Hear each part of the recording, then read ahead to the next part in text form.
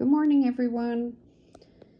What was on my mind for quite a while, and I just kind of avoided doing it, was in the book of Revelation, the seven churches. And for a while, I've had a concern about how these seven churches in the book of Revelation in Christianity are constantly being preached as the believers in these seven churches can lose their salvation, which is not true. I believe that's absolutely not true.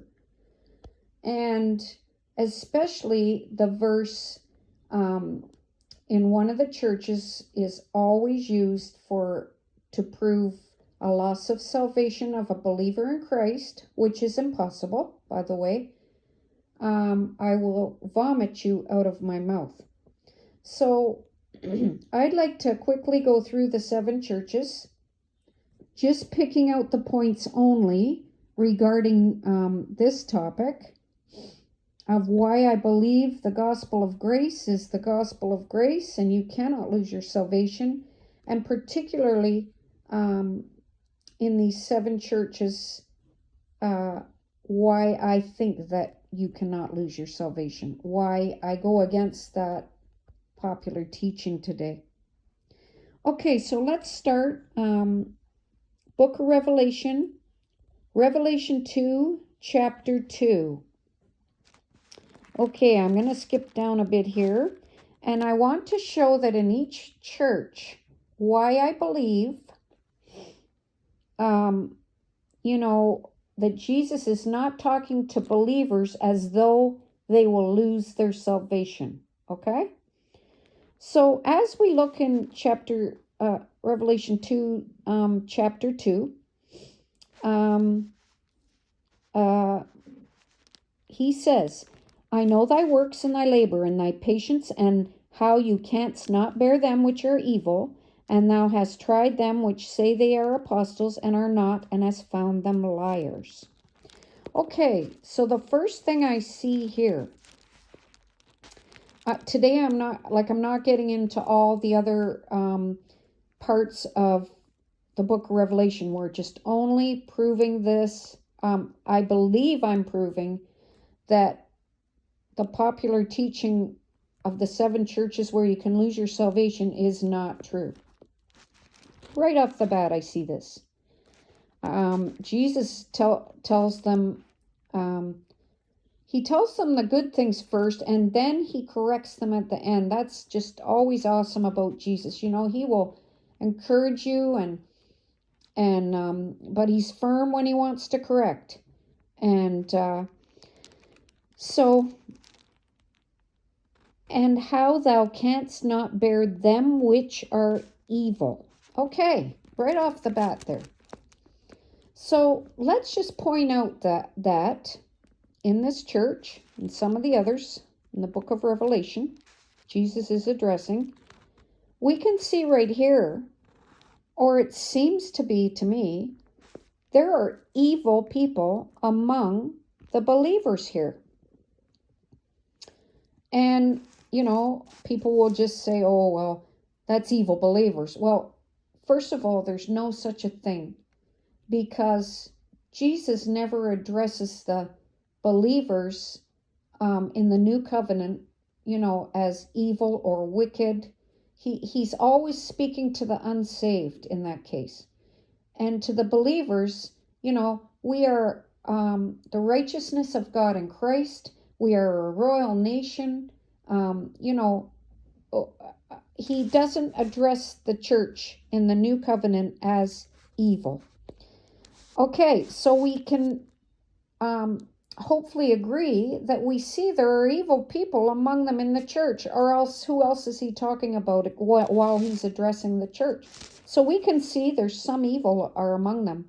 We know earlier in the Bible it talks about the wheat and the tares, that tares will be among the wheat until the end, when they're all going to be gathered up and some will be thrown into the fire. So it fits. It fits that there could be evil in among them, which in the popular teaching today No, they say these are all believers. Well, let's keep looking. So there's evil people among them, it appears, anyway, to me. And thou hast tried them which say they are apostles. So there was also people pretending to be apostles in here.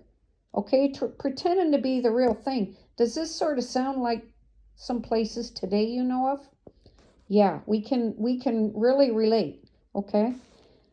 So, say they are apostles and are not, and has found them liars. So first of all, we've got evil in among the church.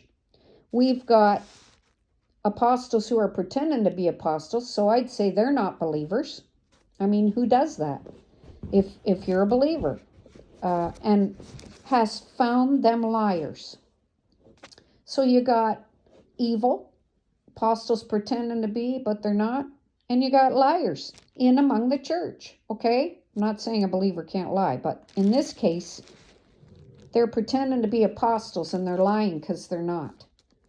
And, so we see that. Okay, so what else am I going to... You also, thou also hast, that thou hatest the deeds of the Nicolaitans, which I also hate. This is Jesus speaking. So they got Nicolaitans in here also, okay? Unless those are the same guys, They've got Nicolaitans here who have a false, wrong doctrine. Now, believers, that's not going to be believers.